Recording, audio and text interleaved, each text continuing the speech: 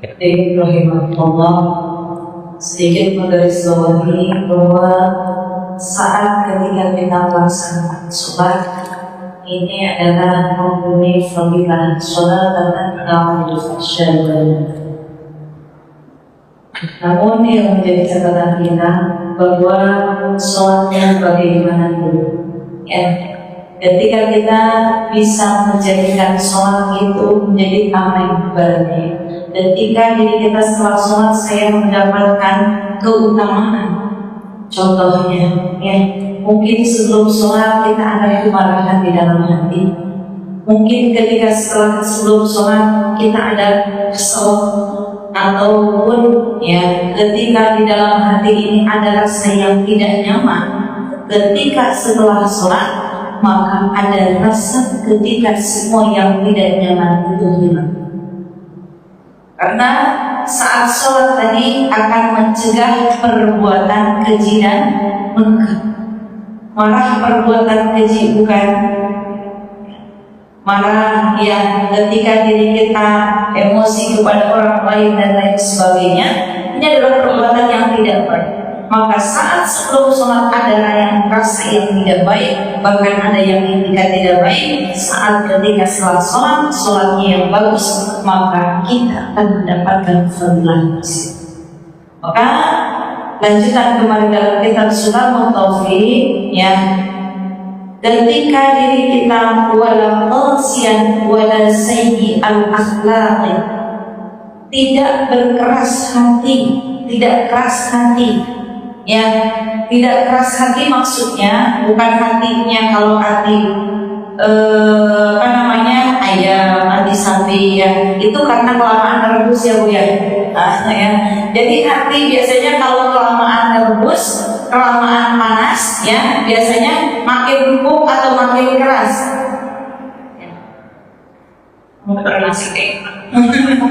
Ya, kalau benar ya berbeda ya. Nah ini makanya ketika diri kita ini ada filosofinya. Saat ketika hati itu ya, kalau hati itu dalam binatang ayam yang kita ibaratkan, itu kan awalnya lembek ya, bukan awalnya lembek. Tapi saat semakin lama direbus, itu akan semakin keras. Akan menjadi semakin keras ya. Ketika punten ya, ketika kita lihat daging ya, daging kalau kita rebus makin lama makin empuk, betul? Dia lagi membayangkan dapur dulu. Nah, kita bawa dulu dapurnya ke sini ya. Maksudnya dalam artian saat ternyata ya hati sama daging lembekan mana saat ketika sebelum matang. Lembekan hati ya, lebih lentur ya, lebih lentur. Kenapa saat ketika terkena panas itu akan semakin mengeras? Kenapa daging yang tadinya sebegitu teksturnya ya agak keras ya, begitu lembut, tetapi saat semakin kena air panas tapi akan makin lembut? Ibaratnya ini adalah filosofi. Saat ketika hati kita ada hal-hal yang tidak baik di dalam diri kita, ada diri kita sering sering berkecimpung dalam ketidakbaikan, maka hati ini akan semakin mengeras. Kenapa? Ketidakbaikan itu ibaratnya sedang menggodamnya. Maka ketika diri kita contoh hati kita ini, saat ketika diri kita bergaul dengan orang yang senang ngomongin orang, contohnya ya, atau mungkin ketika diri kita bergaul dengan senang yang semakin senang belajar ataupun yang lainnya ya, hati kita akan mengikuti siapa yang kita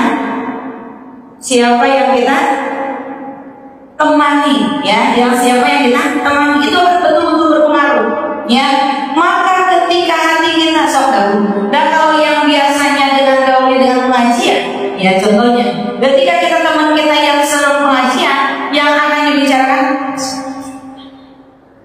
ya kan, besok ngaji di mana sih, Sabtu di mana pengajiannya, ketika hari Ahad pengajian di mana, Kamis di mana, betul?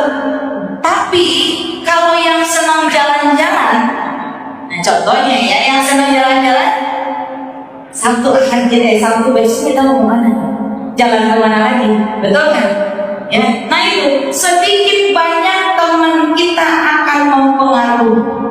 Maka ketika kerasnya hati ini, ketika diri kita, ya kalau dalam kitab Nasrul Iman, kemarin sudah sempat saya sampaikan, ketika diri kita datangnya ke majelis taklim, datangnya ke majelis hikmah, saat ketika diri kita datangnya kita, duduknya kita, maka yuhyil qalbal mayyit, Allah akan menghidupkan hati yang mati.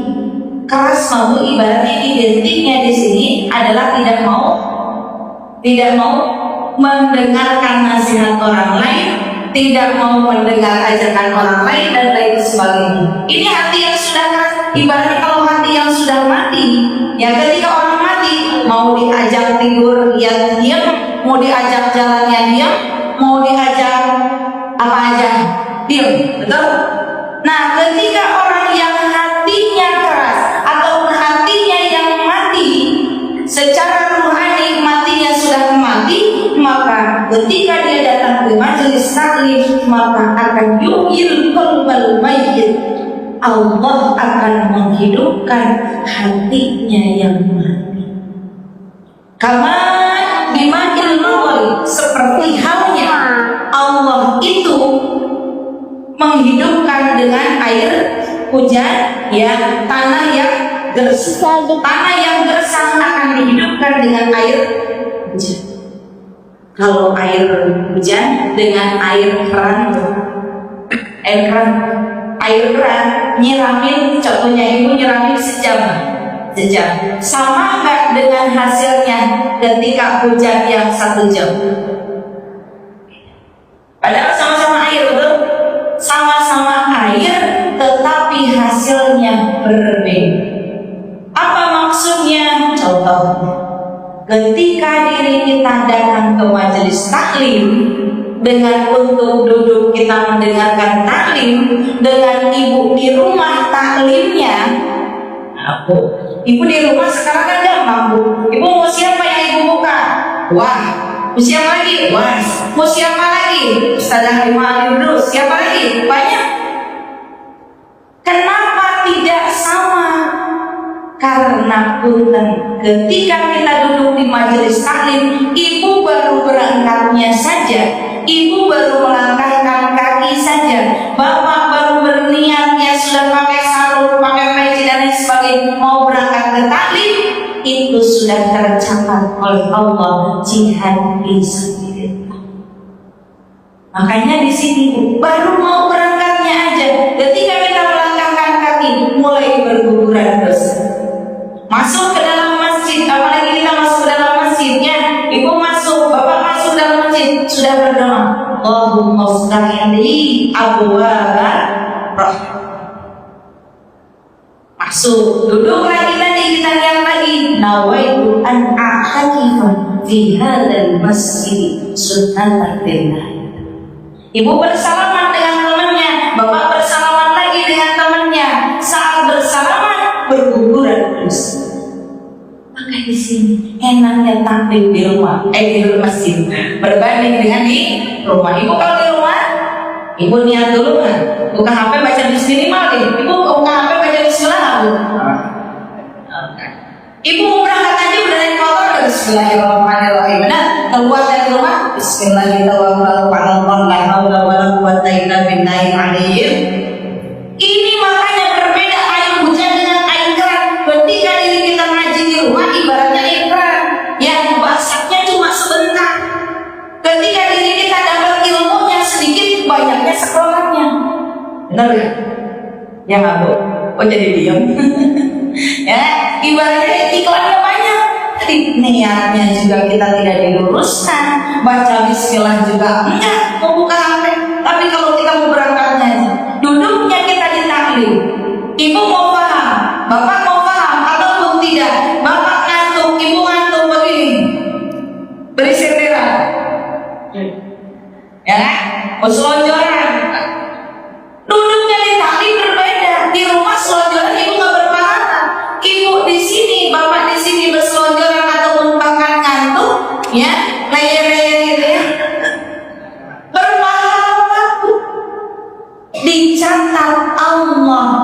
sebagai menjadi kita yang beribadah, sebagai orang yang sedang beribadah. Ya, maka di sini ketika diri kita jangan sampai ya, ketika diri kita hatinya keras, ini bagaimana caranya? Datang majelis ilmu, ya majelis ilmu. Nah, ketika diri kita insya Allah ya jangan sampai berkeras hati, ataupun ya wala sayyi'al akhlaqi, berperangi buruk, akhlaknya tidak baik, ya akhlaknya tidak baik. Bagaimana? Oh dia mah rajin ngajinya, oh saya rajin ngajinya, tapi kok saya kadang cepat marahnya, kadang masih ada marahnya. Ibu masih seperti itu, masih bersyukur. Kenapa? Ibu datang ke tempat ngaji masih ada marahnya. Gimana kalau jarang ke tempat ngaji? Marahnya seperti apa? Wallahu. Ketika diri kita masih ada marahnya, ya ketika kita masih punya kadang keselnya, itu kita datang ke pengajian saja masih ada marahnya, masih ada keselnya, apalagi kalau tidak berangkat ke tempat pengajian. Ya, inilah diri kita ibaratnya kalau orang mabuk, kalau sudah berobat, terus ke dokter, ya sudah berobat ke dokter, terus nggak sembuh-sembuh. Ya kan ibaratnya seperti itu ya. Kenapa? Orang akan mengatakan ya sudahlah, orang sudah ikhtiar tinggal tawakal. Tapi ada orang yang nggak sembuh-sembuh, terus dia nggak berobat, apa yang kita katakan? Nggak sembuh-sembuh, orang nggak berobat. Gak ada ikhtiar, ibaratnya seperti itu ya. Nah maka ketika diri kita insya Allah ya dijaga akhlak. Ya minimal bagaimana caranya biar akhlak kita bagus? Ibu kita niatkan, bapak kita niatkan. Saat mau berangkat ke pengajian, saat kita mau berangkat ke taklim, kita niatkan.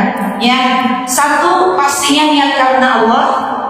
Yang keduanya niat ketika diri kita ingin merubah diri kita lebih baik lagi.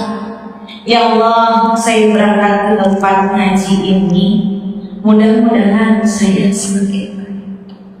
Ya Allah, mudah-mudahan saya melangkahkan kaki ini, akhlak saya semakin baik. Kenapa? Karena diri kita tujuannya adalah husnul iman. Kalau ingin akhirnya otomatis kita berikhtiar bagaimana di awalnya ini perjuangan lebih baik. Nggak ada orang yang tiba-tiba ujungnya bagus kalau tidak ada prosesnya. Ya, cuma terkadang kan kita tidak tahu proses orang seperti apa. Maka kita fokuskan bagaimana proses diri kita, bukan bagaimana proses orang lain. Maka ketika diri kita niatkan saat mau berangkat ngaji, ingin memperbaiki diri, ingin lebih baik lagi. Ya. Selanjutnya, wala muqaddiman li'aghna wala muqaddiman li'aghniyai 'alal fuqara'i, tidak mendahulukan orang-orang yang kaya atau mengalahkan orang-orang yang tidak mampu. Apa maksudnya? Ibu kalau undangannya, ibu bapak undangan, kalau yang undangnya di hotel atau yang undangnya orang kaya, ibu biasanya dengan orang yang biasa amplopnya lebih besar yang mana, Bu?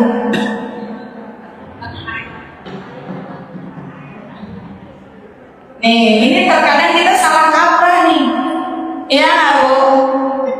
Dan kebanyakan identik ketika kita ke undangan, Bapak ada jawab biasa-biasa undangan jumlah 50.000. Tapi kalau sama orang yang mampu, kita undangan 50.000. Ada yang begitu? Ada? Mana orangnya? Nah ini Bu, ya di sini jangan mendahulukan orang kaya. Kenapa? Ketika diri kita, bagaimana justru saat ketika diri kita mendahulukan orang yang tidak mampu ataupun yang biasa-biasa, disinilah kita saat sedekah. Bukan berarti ibu keundangan beli makanannya. Udahlah itu saya beli makanan aja. Soalnya kalau orang kaya banyak makanan pilihannya. Ada yang begitu? Nah ini Bu, mindset kita terkadang pakaian pun sama ibu berbeda. Ibu keundangan di hotel dengan keundangan di rumah yang biasa-biasa, bajunya beda nggak Bu? Dengan ada semua. Masya Allah. Ini ternyata sudah menjadi budayanya. Nah Bu, justru ketika diri kita ya, jangan memandang orang dari bagaimana kekayaan, tetapi pandanglah bagaimana ketika diri kita bisa menjadikan kebaikan bagi kita. Ya, jadi ketika diri kita ibaratnya harus mindset yang agak dirubah. Kenapa? Orang kaya udah gak apa-apa, ada yang udah punya, betul kan? Tapi kalau orang yang belum punya, justru saat ketika diri kita bisa bersedekah, kita bisa membantu. Nah ini ya, betul ya Bu? Nah ya, ini yang harus kita dirubah mindset kita. Ya terkadang kan begitu kita ya. Ya mungkin kalau yang pakaian oke lah, nggak apa-apa, nggak jadi masalah. Tapi saat ketika diri kita mengutamakan siapa yang kita utamakan, nah ini yang harus kita mindset kita. Nah jangan sampai apa-apa lah, ini mah paling hajatannya paling tembak, paling ikan tembak, paling ikan ini, paling ayam doang gitu ya. Dan apa-apa cukup lah 20.000 juga, dan alhamdulillah gitu ya. Nah justru bukan seperti ya, karena saat di situ ketika diri kita ya ataupun yang lainnya, ini mah karena yang sering ya saya digunakan, kenapa saya membawakan undangan ini karena yang sering ya. Apalagi kalau hal-hal dalam yang lain kita utamakan yang bagaimana yang menurut pandangan kita mungkin kurang mampu, nah maka justru kita menjadikan itu adalah kebaikan kita. Bagaimana mengutamakannya? Insya Allah.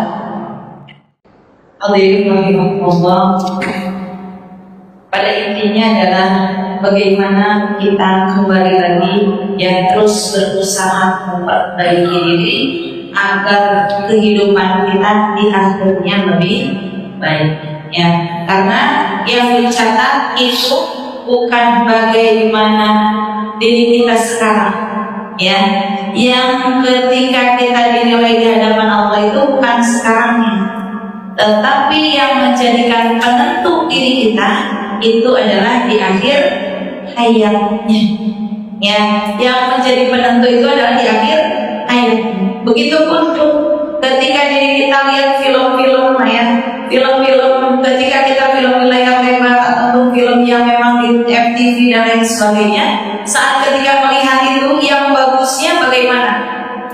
Di endingnya atau memang di awalnya saja? Endingnya ya, pasti yang kita tunggu adalah endingnya seperti apa ya. Ketika diri kita kalau endingnya tidak bagus, ya kan, dulu ingat tuh film yang ada sampai 7 kalau tidak salah ya, 7 sampai tersanjung 7 kalau tidak salah 5 gitu ya. Itu kan awalnya bagus, ya awalnya bagus, orang senang, ya bagus senang gitu ya, terus sampai ternyata ujung-ujungnya nontonnya kok begini gitu ya. Kayaknya nggak seperti itu kan, ibaratnya itulah yang menentukan ternyata awalnya dulu yang bagus. Kelihatan kurang nonton TV ya? Nah, iya, karena dulu nggak ada yang lain lagi gitu ya.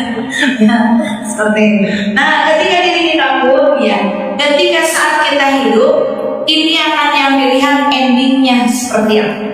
Makanya ketika kita yang berdoa adalah ketika diri kita insya Allah mudah-mudahan yang kita senantiasa minta adalah Allahumma inna nas'aluka husnul khatimah.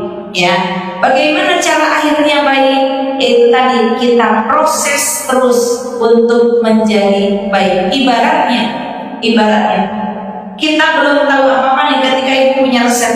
Ya, ketika kita punya resep kue ataupun makanan, kira-kira bisa menjadi bagus itu resep, itu hasilnya bisa menjadi baik ya dan menjadi spesial karena apa?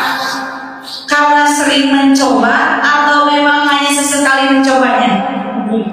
Karena sering mencoba ya, sering mencoba. Oh iya, coba ini kayaknya resep ini ya, ingat banget saya dulu mama saya dulu pertama banget punya mixer gitu ya, ingin mencoba lagi, oh mantap kuenya gitu, oh katanya nggak boleh ini nggak boleh itu, terus coba lagi dan akhirnya ketika sampai dengan isya. Ya, nah begitupun ketika diri kita, resep itu tidak semua sama. Ya, ketika contohnya aja Bu, bikin bolu, ya, bolu resepnya sama semua tidak? Tidak, kan ada beda-beda setiap orang. Ada yang pakai margarin, ada yang pakai santan, ada yang pakai susu dan lain sebagainya. Ya, maka ketika diri kita, ya banyak, silakan ketika kita ilmu apapun, ibu cari ilmu di mana saja silakan. Untuk memperbaiki hati itu banyak. Ketika mencari ilmu tentang bagaimana diri kita menjadi lebih baik itu banyak. Tetapi yang paling utama adalah bagaimana kita mengamalkannya. Bagaimana kita mengamalkannya. Bukan berarti wah saya pokoknya ngaji mah udah katakanlah di mana aja, mau siapapun udah biasa. Ya, bukan itu juga yang menentukan. Ya, tetapi bagaimana ketika diri kita berusaha untuk mengamalkan. Kalau sudah berusaha untuk memperbaiki, kalau sudah berusaha untuk ketika diri kita mengamalkannya, maka ketika diri kita hasilnya bagaimana? Ibaratnya ini, kalau yang saya rasakan, ketika saya kayak ya Allah, sholat kok kayak masih begitu aja. Padahal ini triknya tadi bagaimana ketika takbirnya kita diperbaiki, ketika diri kita fatihahnya bagaimana diperbaiki, ketika tasyahud akhirnya bagaimana diperbaiki, baca sholawatnya diperbaiki, minimal pun qauli yang 5 itu diperbaiki. Ternyata terkadang sholat masih ada kadang musuhnya, ada kadang tidak. Kira-kira menyerah atau terus aja Bu? Terus. Ya, terus aja. Ya, ketika diri kita nggak bisa, terus aja datang ke pengajian. Saya nggak paham, datang ke pengajian. Ya ibaratnya seperti itu. Ketika diri kita ada ikhtiar untuk itu, mudah-mudahan Allah yang berbuatnya, Allah yang memperbaikinya. Yang penting bagaimana ikhtiar kita, bukan masalah hasil. Ya, contohnya ada ibu udah berangkat ngaji. Ternyata ada yang bilang, ibu katanya ngaji kemana-mana, kok masih begitu aja ibaratnya, masih gitu-gitu aja ibaratnya. Ya. Apa yang kita lakukan?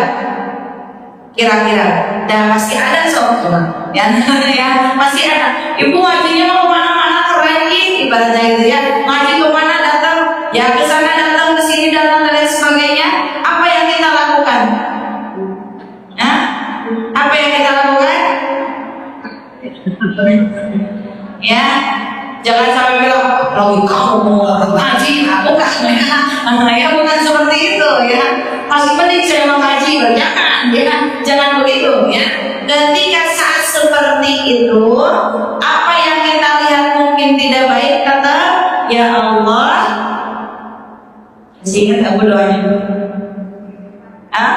Ya Allah, seandainya pandangan ini tidak baik, maka ampuni saya. Dan kalau seandainya dia yang salah, tolong ampuni dia. Dan ini yang ujian dari paling susah yang seperti itu deh. Kenapa? Meminta ampun untuk orang lain. Kalau minta ampun untuk diri sendiri mah gampang. Ya kan? Paling gampang minta ampun untuk diri sendiri ya. Ya Allah, astagfirullahaladzim. Kadang ibu dalam latah aja astagfirullah. Ya kan? Dalam latah aja, dalam apa kita istighfar pada Allah. Tapi terkadang ketika diri kita bagaimana beramal untuk orang lain yang terkadang sulit. Ya, maka mudah-mudahan diri kita ya sifat-sifat yang tadi ya, ketika keras hati itu berarti tidak mau menerima masukan orang lain atau merasa paling benar, merasa paling baik. Kita boleh merasa baik, harus merasa benar, harus, tetapi jangan merasa paling benar, merasa paling baik. Kamu begini benar. Ini yang tidak Pak. Ya, merasa benar harus ya. Kenapa kalau ketika diri kita mengerjakan sesuatu tidak merasa benar, maka akan ada rasa syak, ragu. Ketika ragu, ada syaitan masuk. Nah ini yang bahaya ya. Contohnya ibu dalam wudu, ya dalam wudu. Ketika wudu, ini kira-kira tadi wajah udah sempurna belum ya? Udah sempurna belum ya? Terus pulang lagi. Basuh tangan tadi kira-kira ini basuh ya. Terus diulang lagi berkali-kali karena ada keraguan, maka syaitan masuk. Jadilah was-was. Nah, yang seperti itu maka tidak boleh saat ketika diri kita mengerjakan tetapi nggak boleh merasa paling benar. Merasa baik harus, tetapi jangan merasa paling. Ya, insya Allah mudah-mudahan ikhtiar kita ya, jangan sampai ada rasa tadi yang paling baik, paling benar, maka mudah-mudahan akan terhindar dari berperang di dalam ini ya, atau berperang ini. Kenapa? Kalau ini kita merasa benar ya, insya Allah akan mengajak orang lain untuk benar. Tetapi kalau kita merasa paling benar, yang ada menyalahkan orang ya, nah ini yang baik. Jadi ketika diri kita merasa benar sih ya, ataupun ya tadi ketika diri kita jangan sampai mendahulukan orang lain. Karena kalau dalam kitab lain ya, ketika dinyatakan saatnya manusia tunduk kepada orang yang kaya, saat manusia dia merasa kagum kepada orang yang kaya, maka 2/3 keimanannya hilang. Ya, maka berarti kan sebagiannya hilang. Ya, kalau lebih baik gitu. Nah, maka satu kisah kemarin di tahun haji tahun ini berbeda sedikit. Tahun ini ketika Raja Salman ini tiba-tiba dia dalam wukuf di Arafah. Ketika wukuf di Arafah, ya, beliau itu tiba-tiba datang ke suatu tempat. Ketika suatu tempat itu, ya, dia tidak tahu apa yang mengantarkan dia ingin datang ke suatu tempat tersebut. Ya, ternyata ketika dia jalan, ya, di sana ada seorang kakek-kakek, ya, kakek dua yang sedang duduk. Ketika kata kakek itu, mana yang kau bawa ke sini? Makanan yang akan Allah kirim ke sini. Wah, Raja Salman kakek. Ketika itu ternyata si bapak itu, ya, si kakek tua itu sedang menantikan karena dia sedang lapar dan dia menantikan makanan yang enak. Ya, emang kenapa? Kata Raja Salman, saya sudah berdoa tadi kepada Allah bahwa saya itu merasa lapar dan mau makanan yang enak. Ya, nah, karena Raja Salman ya, karena raja ya tidak mau langsung ke rumah ajudan-ajudannya untuk makanan. Nah, disitulah makanan ini, masya Allah, inilah makanan yang saya inginkan. Ternyata makanan inilah yang saya inginkan. Setelah itu dia meminta berdoa lagi setelah makan. Ya Allah, dia mengangkat tangan, ya Allah, saya ingin minuman teh yang ada minumnya. Ya, saya ingin minum. Ya, karena tadi makanan tadi bawa banyak ya, makanan itu dan tidak habis, tapi dia itu tidak bawa minuman. Maka dia ingin minum. Ya Allah, saya tuh pengen minum teh dan ada minumnya. Kira-kira Tuhan punya nggak? Kata si bapak, saya nggak punya. Gimana ya? Oh, bisa ada kan?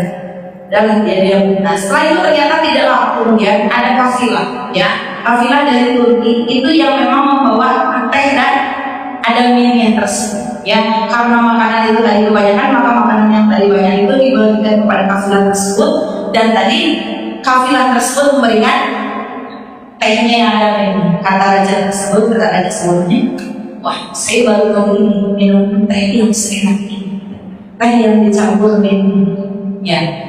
Tidak lama kemudian setelah itu, ya, apakah dia berhenti di situ? Si bapak yang tersebut tadi, ya, sudah makan, sudah minum, langsung dijawab. Ketika dia berdoa langsung begitu. Yang ketiganya, dia tidak dia bersantai di sana.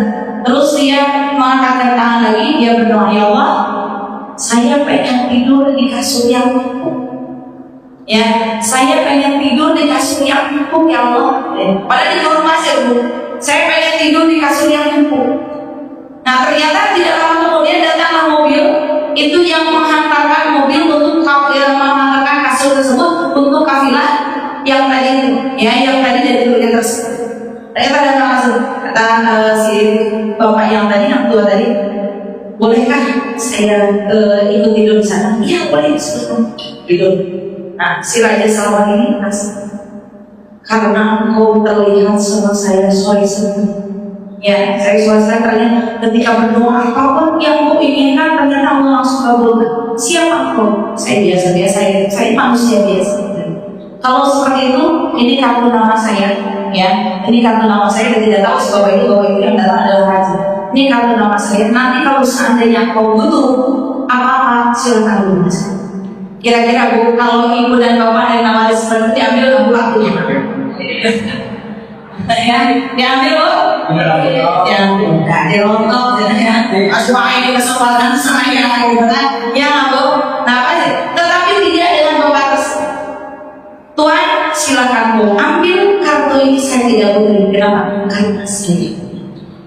Masya Allah. Jadi dia saking ketergantungannya kepada Allah, siapapun yang menjadi orang mungkin wah dalam pandangan manusia, dalam pandangan dunia, ternyata dia tidak merasa kagum. Mau raja ke, mau apa ke, terserah berapa. Allah Maha Kaya. Allah sudah kasih saya sedang. Maka kita pun tadi jangan merasa memandang orang kaya itu wah menjadi pandangan kita, tetapi diri kita yang menjadi wah itu adalah Allah Subhanahu wa Ta'ala. Ya, mungkin itu sebagai penutup. Mudah-mudahan kita senantiasa semakin cinta kepada Allah, semakin ingin dekat kepada Allah. Ingat afirmasi kemarin apa Bu? Allah itu dekat, Allah itu melihat, Allah itu mengawasi kita. Cukuplah Allah yang memberikan segala.